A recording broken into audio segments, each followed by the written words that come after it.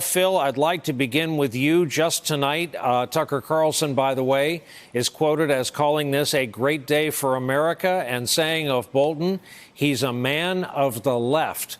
What is your after-action report? Was this loyalty problems or leaks? Was this outside voices or actual policy?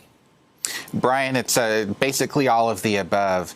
And by the time Bolton left the administration, the list of his detractors, of the people inside the administration who did not admire him, was quite long. And it included, by the way, the First Lady and the Chief of Staff, Mick Mulvaney.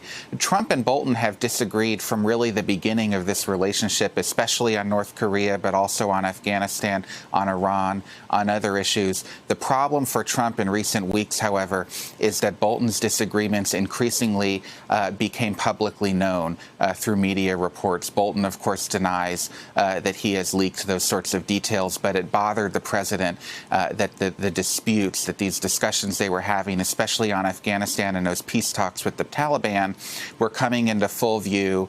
And there was really a breakdown in the way that the national security apparatus of the administration was working. Bolton, in the final weeks, according to my colleagues reporting at the Post, was not even on speaking terms with the Secretary of State, Mike Pompeo.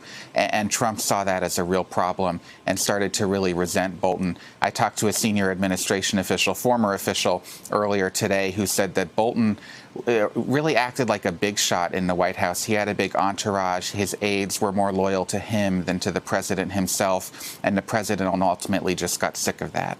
Jeremy Bash, 2 points here. Number one, this is hardly the first time we have seen tension between two powerful jobs in the modern era, National Security Advisor in the White House, Henry Kissinger, and Secretary of State. Point number two is an example from Rand Paul of some of the reaction today. Let's listen together. With John Bolton out of the White House, the threat of war around the world is greatly diminished. The president really does want to end the war in Afghanistan. I think he could, but he needs people around him who support the vision he's putting forward. So, Jeremy, after all this, do you think this marks any change in direction on policy for this presidency? Well, I think the president makes it up as he goes along. He improvises foreign policy. There's no doctrinal North Star, no foreign policy goal he's driving towards.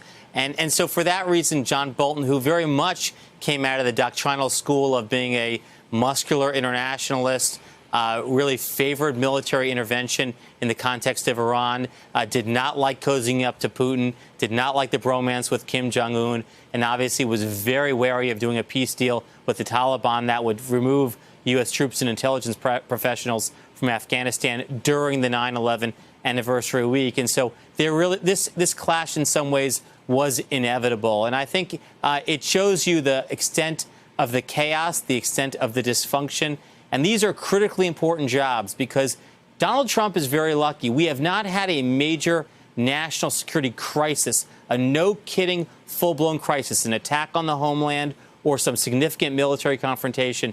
And when that happens, you need professionals around you who can give you the honest facts and the best advice. Yeah, Jeremy, I was thinking earlier tonight, we have a look at one of the testing sessions for what we're going to see tomorrow evening.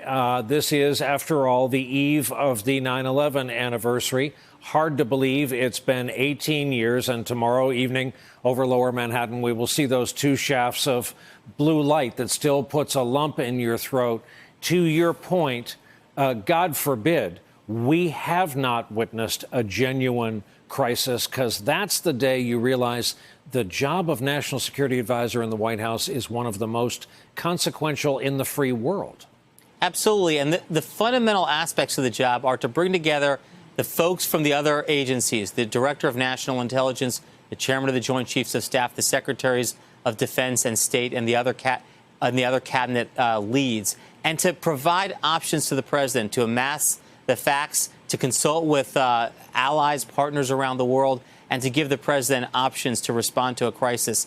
John Bolton had basically become a cable TV commentator in the White House with no mandate other than to push his own views and his agenda. And that's what got him crossways. But it also shows how dysfunctional the national security process has become under President Trump.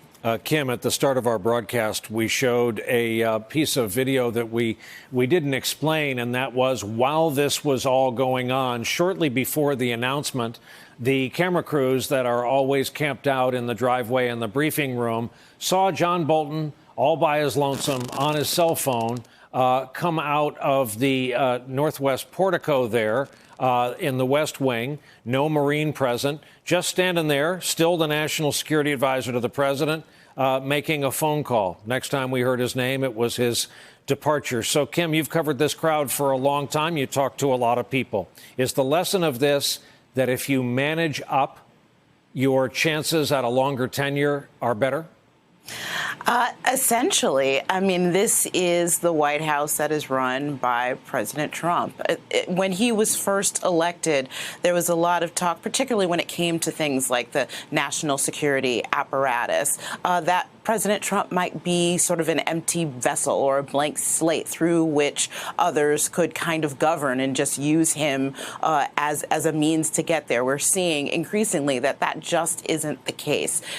President Trump likes to surround himself with people, as Secretary Pompeo said, who he trusts. But the problem is finding people who can trust him and trust that they would listen to his advice and do the job that they allow them to do the job that they're there to do.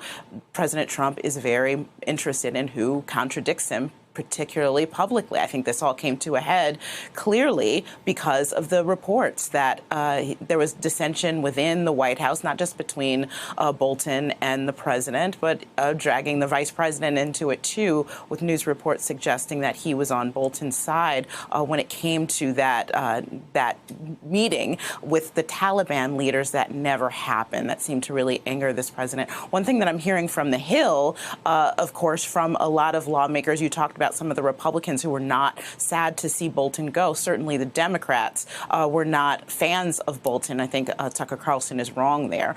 But there is there's still a lot of dismay because they're saying at a time where there are so many big issues in national security and in foreign relations, we have Prime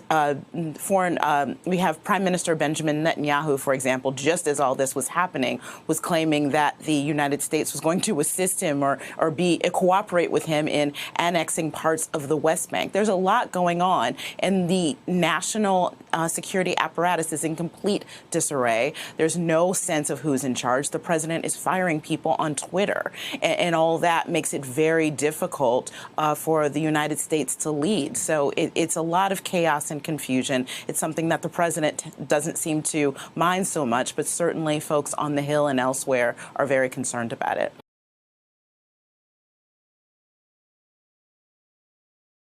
Hey there, I'm Chris Hayes from MSNBC. Thanks for watching MSNBC on YouTube. If you want to keep up to date with the videos we're putting out, you can click subscribe just below me or click over on this list to see lots of other great videos.